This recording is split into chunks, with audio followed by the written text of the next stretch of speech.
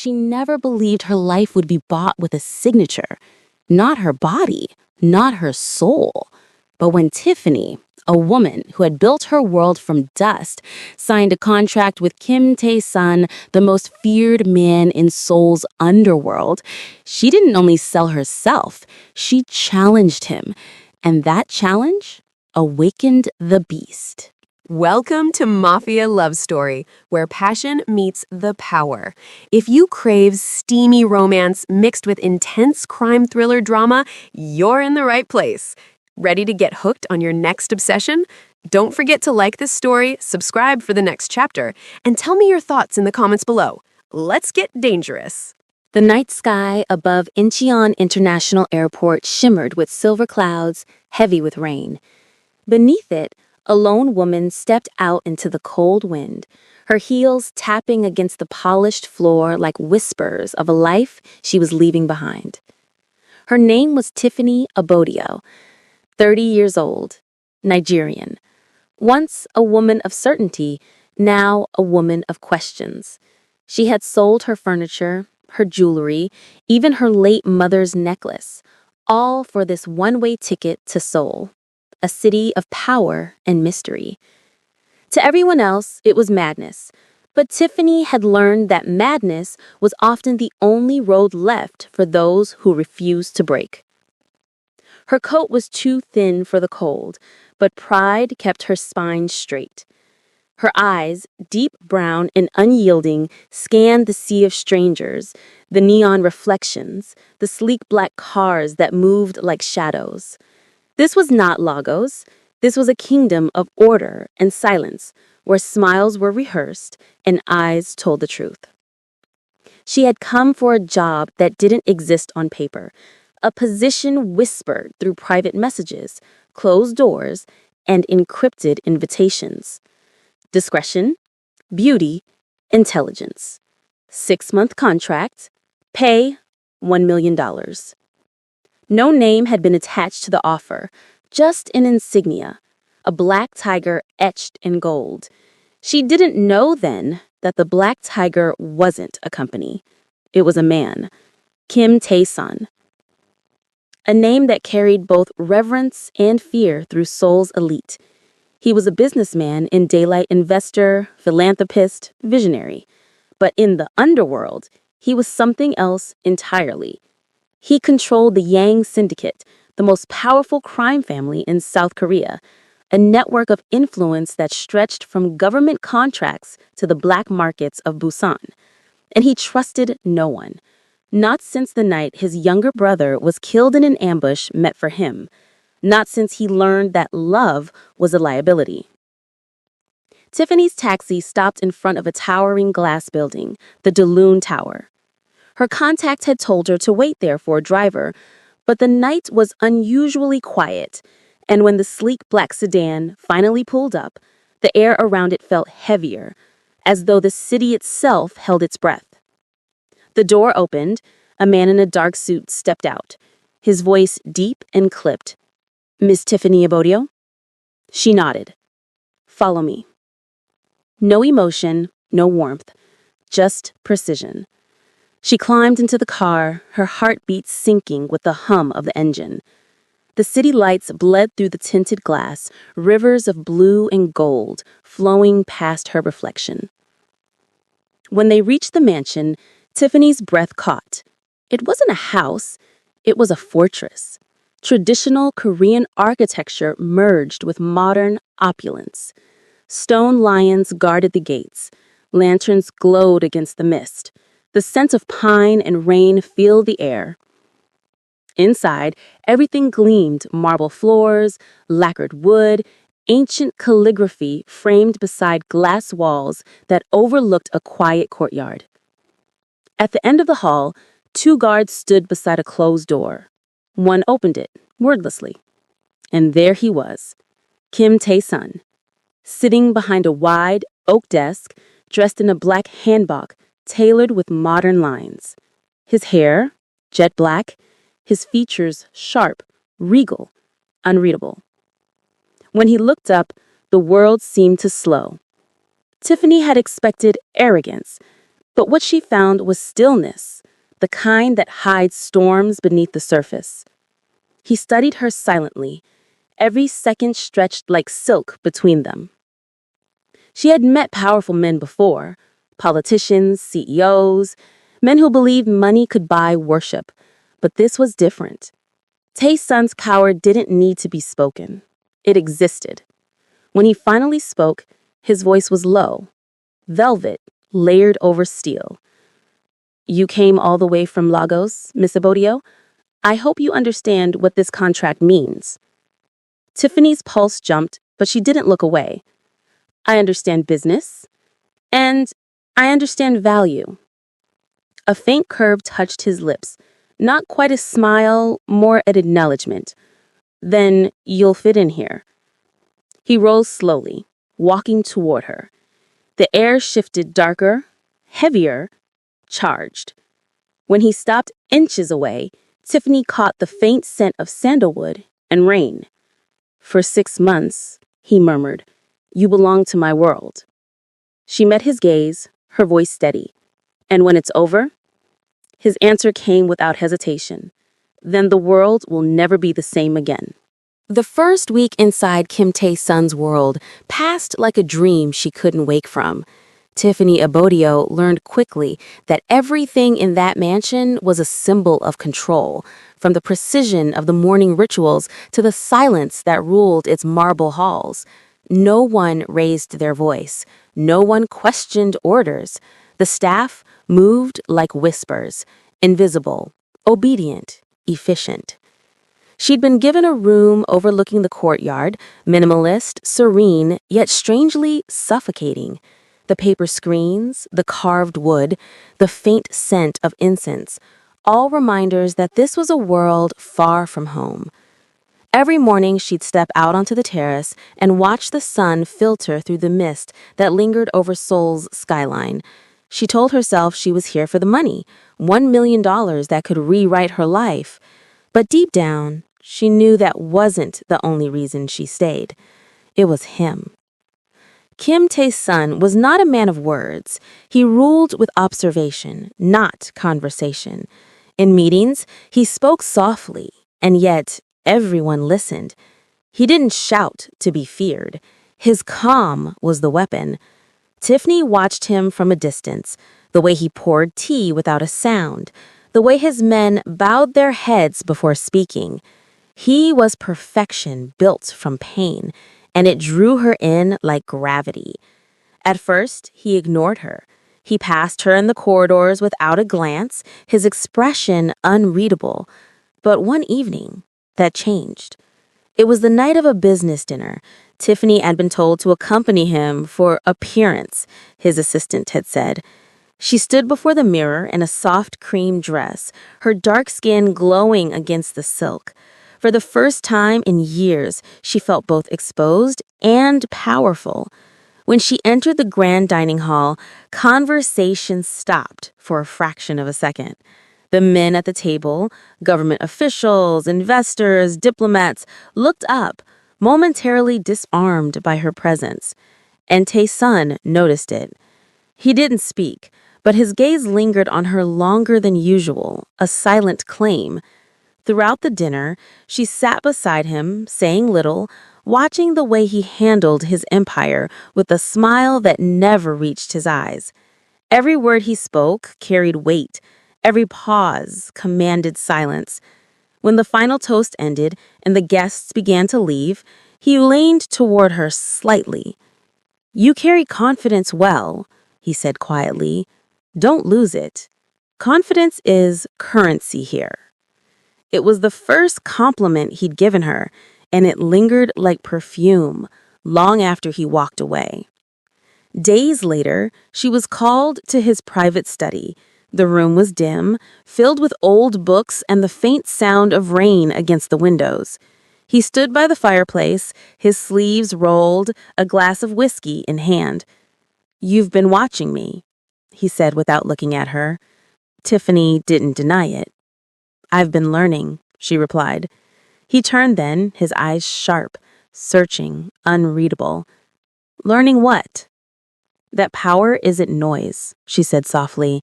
It's silence, the kind that fills a room even when you say nothing. A pause stretched between them, long, heavy, electric. The corner of his mouth twitched, and for the first time, she saw something close to amusement in him. Careful, Miss Abodio. Understanding me too well can be dangerous. Maybe danger doesn't scare me anymore. Her voice was low, deliberate, not defiant, but honest. The air between them thickened. For a moment, neither moved. The fire crackled, casting amber light across their faces. Then, without a word, he walked past her, his shoulder brushing hers, a fleeting touch that sent a current through her veins. That night, Tiffany couldn't sleep. She stood by her window, staring at the reflection of Seoul's skyline in the rain. The glass was cool under her fingertips, but her skin burned with something she hadn't felt in years. Hunger. Not for money or comfort, but for recognition. Tae-sun saw through her, not as a contract, not as a woman for hire, but as someone who understood the quiet kind of power that came from surviving. And that frightened her more than anything. By the end of that week, their rhythm had changed. She no longer looked away when he entered a room. He no longer dismissed her with silence. Every glance was a battle, every word a test. And somewhere between those moments of tension and stillness, something began to shift, the unspoken promise of a storm neither could stop. Outside, the rain fell again, relentless, rhythmic, like a warning. In another life, they might have been two lonely souls finding comfort in each other. But in Tae-sun's world, comfort was a weakness, and Tiffany was becoming the only weakness he couldn't afford. The days turned colder. Autumn had come to Seoul, painting the city in muted gold and restless winds. Inside the mansion, however, warmth existed in strange ways, not from the fireplaces or the fine wine, but from the glances that lingered too long between two people who were supposed to be strangers, bound by money. Tiffany had started to see things differently. The quiet halls weren't just beautiful, they were guarded. The men in suits weren't just employees, they were soldiers. The walls weren't only decorated with art, they were built to keep secrets. She began to understand that Kim Tae-sun's empire was not just business, it was survival. One night, she followed the faint sound of voices into the West Wing, the part of the mansion she'd been told never to enter. The conversation was sharp, tense, foreign. Through the half-open door, she saw him. Tae-sun stood with two men, one Korean, one Russian. Stacks of documents and cases of unmarked bills filled the table between them. The Russian man raised his voice, slamming a glass down. Tae-sun didn't flinch. He simply turned, slow and deliberate, his presence alone cutting through the noise. "You don't raise your voice in my house," he said, calm but lethal. The man froze. Tiffany held her breath. Then Tae-sun's gaze flickered and landed on her reflection in the polished steel door. For a heartbeat, time stopped. He said nothing. He just stared at the reflection, knowing she was there. And yet, he didn't expose her. When the meeting ended and the men left, he spoke without turning around. "You're getting curious, Miss Abidio." Tiffany stepped inside slowly. "I was just walking." "Through the forbidden corridor?" His tone was quiet, but it wasn't anger she heard. It was intrigue. "I wanted to understand the world I'm part of." He finally turned, his eyes unreadable, a storm behind glass. "This world doesn't forgive curiosity. Maybe it forgives honesty." A silence stretched again, one of those dangerous silences that always seem to draw them closer instead of apart. He stepped forward until the space between them was thin enough for her to feel the heat of his breath. "What do you think you've seen, Tiffany?" "A man who pretends not to feel." "But I think you do. You just don't allow it." That simple truth, raw, unguarded, cracked something in him. His eyes softened for a brief second before he looked away, turning his back to her. "Feelings are liabilities," he said quietly. You of all people should know that. And yet, we still crave them. He didn't answer, but the silence that followed said everything. Later that night, she found herself in the garden, barefoot, standing under a drizzle that blurred the city lights beyond the wall. The air was cold, and yet she didn't move. She thought of his words, of how pain had carved him into the man he was, how loneliness had built his empire, stone by stone. And for the first time, she wondered if she'd sold her body or her fate. Because with each passing day, she was losing something money couldn't buy: control. Tae-sun watched her from the balcony above, unseen. He shouldn't have cared. He was a contract, a transaction, a woman bought for convenience. But when he saw her standing there drenched in rain, her face turned up to the sky like someone asking for freedom. Something in him shifted. She reminded him of the version of himself he had buried long ago. He left the balcony quietly and descended the stairs. When she turned, startled, he was standing under the same rain, his coat darkened by it. "You'll catch a cold," he said simply. "Maybe that's better than feeling nothing," she replied. For a moment, he just looked at her, then stepped closer, close enough where she could see the raindrops running down his jaw. "You're not afraid of me, are you?" "I maybe should be, but something tells me you'd rather I wasn't." His breath caught just slightly. A muscle in his jaw moved. "Go inside, Tiffany." But when she turned to leave, his hand brushed her arm. Light, deliberate, enough to stop her. They stood there, soaked, silent, the storm around them nothing compared to the one in their chests. He let go first. That night, neither of them slept. For the first time, Kim Tae-sun realized that control, his most trusted ally, was slipping through his fingertips. And Tiffany, the woman who had once thought she'd sold her freedom, began to see that maybe this man, this dangerous, broken man, could give her something she never had before: choice. The first snow fell quietly over Seoul that December, blanketing the city in deceptive calm. Inside Tae-sun's mansion, the world was anything but peaceful. Tiffany could sense it, the shift in the air. The men moved faster, the meetings lasted longer, and Tae-sun, he had grown distant again. He was no longer the man who stood under the rain with her. He had become colder, sharper, like a blade hidden beneath silk.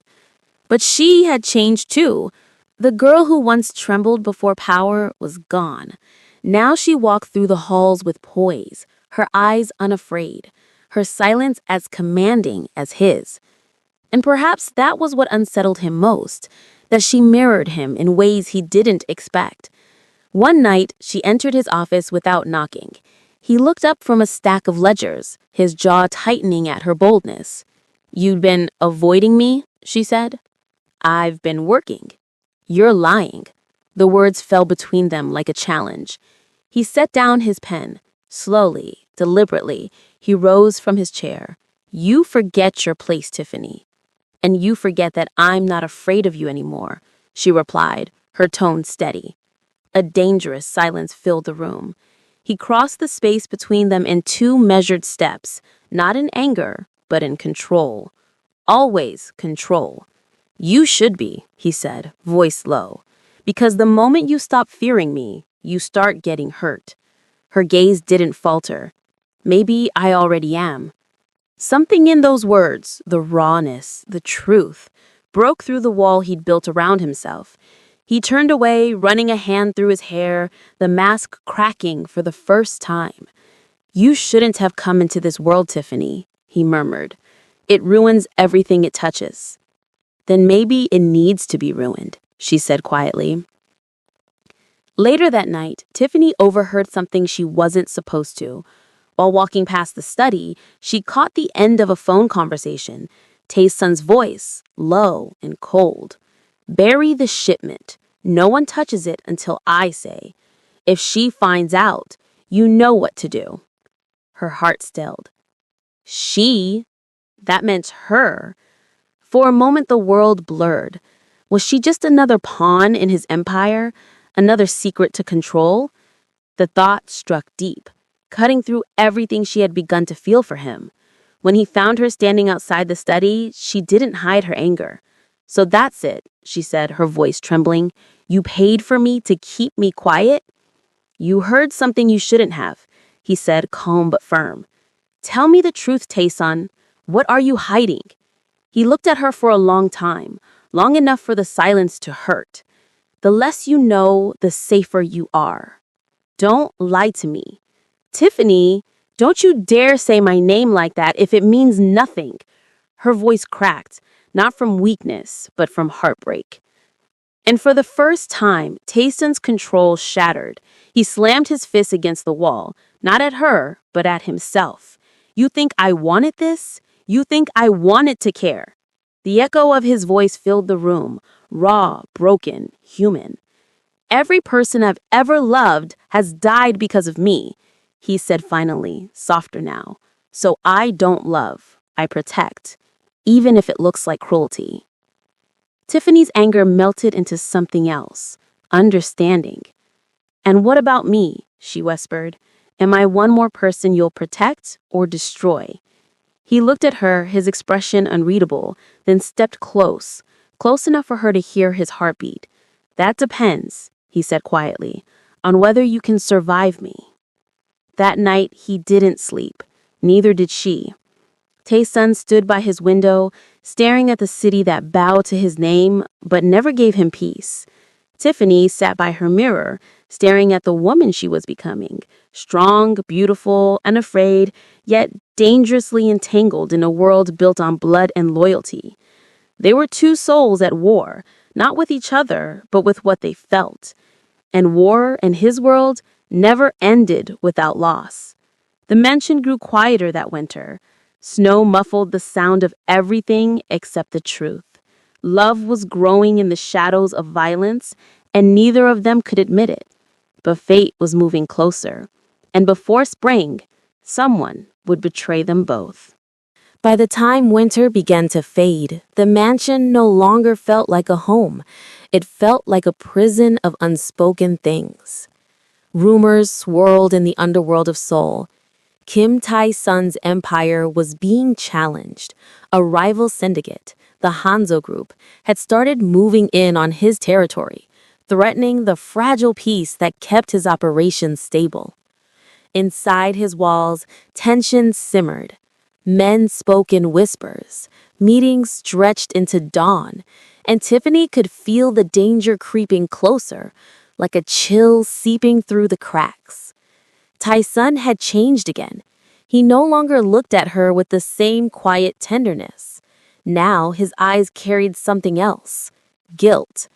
He had been protecting her by keeping her in the dark, but in doing so, he had pushed her toward the light, toward curiosity, toward truth.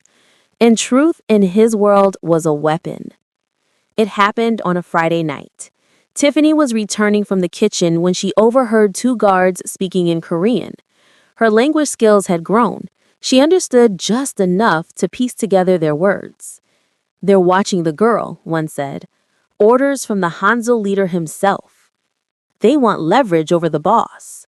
Her heart froze. "They're coming for me." She stepped back too quickly, and a vase toppled from the table, shattering. The guards turned. "Miss Tiffany?" She forced a smile. "Sorry, clumsy me." But the damage was done. That night, Tae-sun stormed into her room. His presence was a storm, quiet, dangerous, controlled only by willpower. "What did you hear?" "Enough." "Enough to do what?" "Enough to know I'm not safe here anymore." He exhaled sharply, turning away. "You were never safe here. I told you that." "Then why keep me?" she demanded. "Why save me, feed me, teach me to walk in your world if it was always meant to destroy me?" He turned back, eyes burning. "Because I didn't plan on falling in love with you." The words hit her like a storm she wasn't ready for. For a long, aching moment, neither of them breathed. "Then stop hiding behind your empire," she said softly. "If you love me, fight for me." "You don't understand. Then make me understand. He took a step toward her, then another, until the air between them hummed with tension. Love makes men weak, Tiffany, and weakness gets people killed. Maybe love makes men human. Her voice trembled, not with fear, but with conviction. He reached out as if to touch her, then stopped halfway, his hand curling into a fist. You'll be on a plane to Lagos tomorrow. No arguments. You can't decide that for me. I just did. The next morning, she was gone. The flight never took off because it never existed. Instead, Tiffany was intercepted before she reached the airport. The Hanzo group had been waiting. When Tyson found out, his rage was unlike anything his men had ever seen. For the first time in years, the calm mask shattered. He tore through Seoul's underworld like a hurricane, leaving chaos in his wake. Find her and bring me their leader alive. Tiffany woke in a dim warehouse. Her wrists were bound, but her spirit wasn't. A man stepped out of the shadows, tall, elegant, with a scar that cut across his cheek. You must be the woman who made Kim Tae-sun forget who he is, the man said in accented English. You must be the one too afraid to face him directly, she replied, voice calm. He laughed. Brave. No wonder he likes you. Then his smile faded. You'll deliver a message for me. And if I refuse? Then he'll come for you, and when he does, he'll watch you die. But Tae-sun didn't wait. That night, he stormed the warehouse with precision, his men silent, deadly, the air crackled with tension, gunfire echoing in the distance. When he found her, she was sitting in the corner, bruised but defiant. For a moment, the world went quiet. He knelt, untied her hands, his fingers trembling slightly. You shouldn't have come, she whispered. You shouldn't have made me care. And then, for the first time, he pulled her into his arms, not out of possession, but out of desperation. If I lose you, there's nothing left of me to save. They escaped that night through fire, smoke, and betrayal. Half his men didn't make it. The empire he'd built was cracking. But in the chaos, something pure had been born. A love forged in danger, tested by death, and sanctified by survival. Love had made him vulnerable, and vulnerability had made him mortal. For the first time, Kim Tae-sun was no longer the ruthless king of Seoul's underworld. He was just a man holding the woman who had dared to see his soul.